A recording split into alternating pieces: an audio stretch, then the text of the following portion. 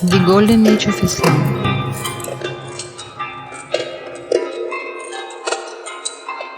انسانی تاریخ کا وہ زمانہ جس کو سنہرا دور کہا جاتا ہے۔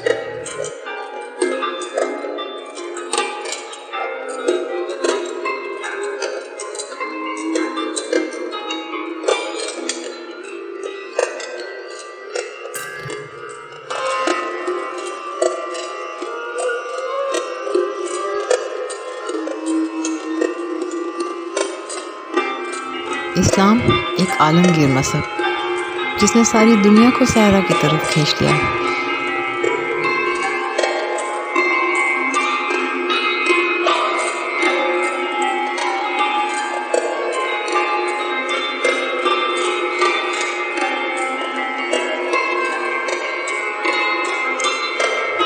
اس سنہرے دور کی مسلمانوں کی روشن دلی، علم و آگہی اور شعور کی بیداری اور روحانی ترقی کے باعث ایک عالمگیر مذہب بن کر دنیا میں پھیل گیا۔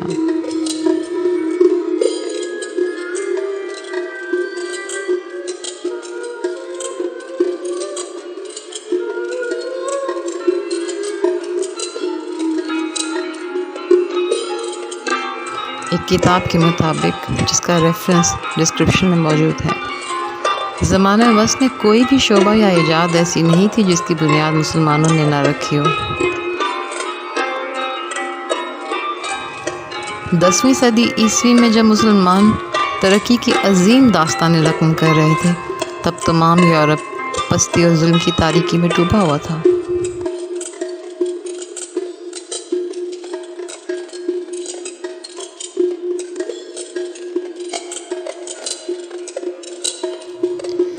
اسلام زندگی، لائف سٹائل، سیاست اور معاشرت کے ساتھ ساتھ علم و عرفان اور شعور کو بیدار کرتی ہوئی روحانیت کا نام ہے۔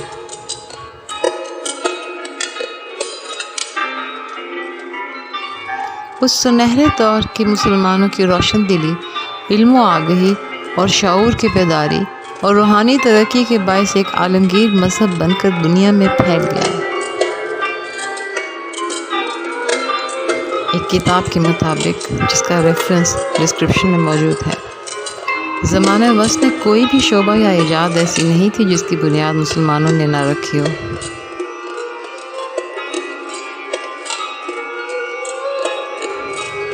دسویں صدی عیسوی میں جب مسلمان ترقی کی عظیم داستانیں رقم کر رہے تھے، تب تمام یورپ پستی اور ظلم کی تاریکی میں ڈوبا ہوا تھا۔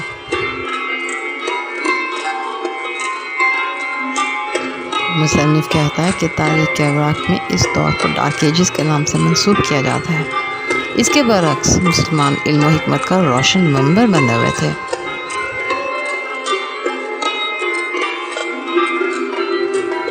مسلمان بری آب و تاب کے ساتھ چمک رہے تھے اور ان کی پھیلائی ہوئی روشنی تیز دھوپ میں چھاؤں اور اندھیرے میں روشنی کی مانند تھی۔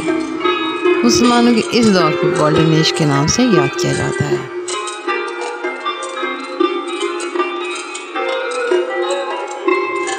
اسلام کے اس سنہرے دور کے مسلمان ایک ہی دھاگے میں پروئے ہوئے مالا کے موتیوں کی مانند ساتھ ساتھ جڑے تھے۔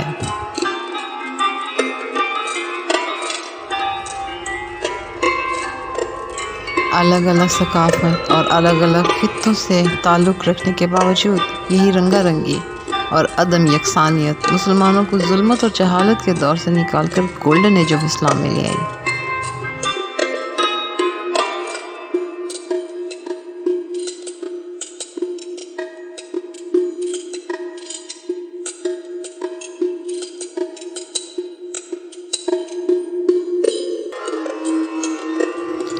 رائٹر کہتا ہے کہ اس زمانے کے لندن اور پیرس چھوٹے چھوٹے شہر تھے۔ ان کی سڑکیں کچی تھیں، گندا پانی سڑکوں پر بہتا پھرتا تھا، اور افسوس کی بات یہ ہے کہ آج کل ہمارے مسلمانوں کے لیے تقریباً یہی حالات ہے۔ خیر، اس زمانے میں سوائے پادریوں چند امراء کے کوئی لکھنا پڑھنا نہیں جانتا تھا، لیکن اسپین کا ہر مسلمان پڑھا لکھا ہوتا تھا۔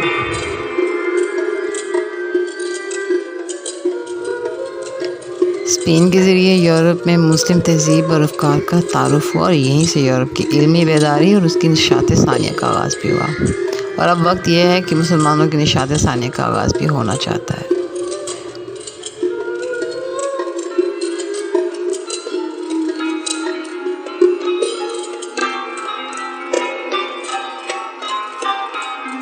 ہمارے مذہب کے حساب سے علم حاصل کرنا ہم پر لازمی ہے اور علم کا پھیلانا صدقہ جاریہ ہے۔ امید ہے آپ کو ویڈیو پسند آئی ہوگی۔ بہت شکریہ، اپنا خیال رکھیے۔